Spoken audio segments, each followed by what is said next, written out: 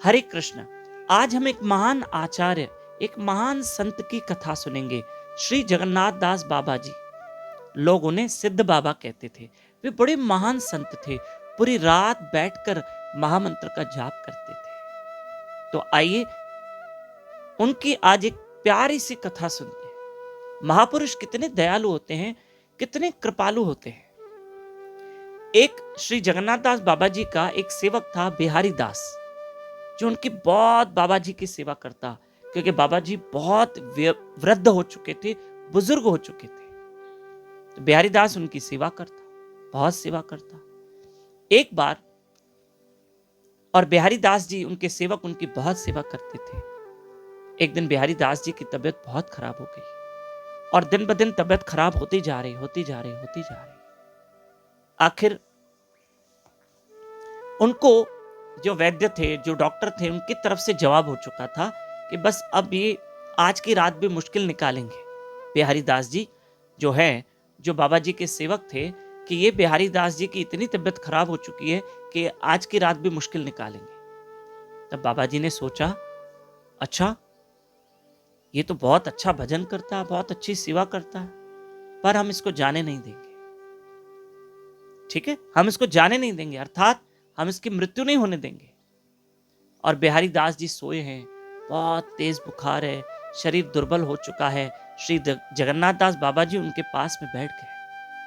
ठाकुर जी के चरणों में जो अर्पित तुलसी थी, वो बिहारी दास जी के मुख में डाल दी और बाबा जी ने महामंत्र जपना शुरू कर दिया। हरे कृष्ण कृष्ण कृष्ण हरे हरे, हरे राम राम राम हरे हरे।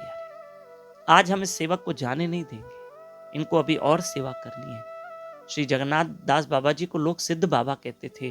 और आधे घंटे के बाद उनका जाप चला, खूब नाम स्मरण किया और फिर बिहारी दास को उठाया। उठो बिहारी दास, जाओ अपने कार्य में लगो, तुम्हें कुछ नहीं है, तुम ठीक हो गए हो। और सच में बिहारी दास उठे, सच में बिहारी दास उठे।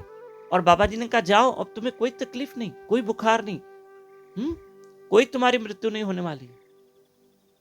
हमने कृष्ण से बात कर ली है।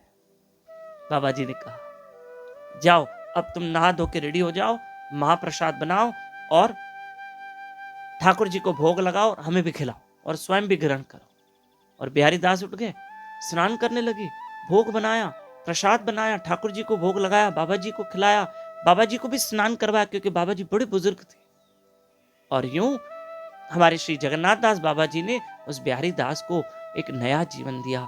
मेरी माताओं, मेरे भाइयों, महापुरुष हमको नया जीवन ही तो देते। कैसे?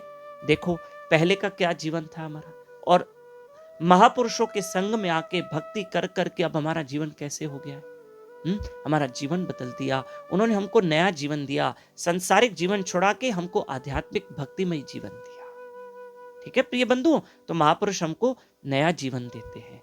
ये भक्ति जीवन हमारा नया जीवन है।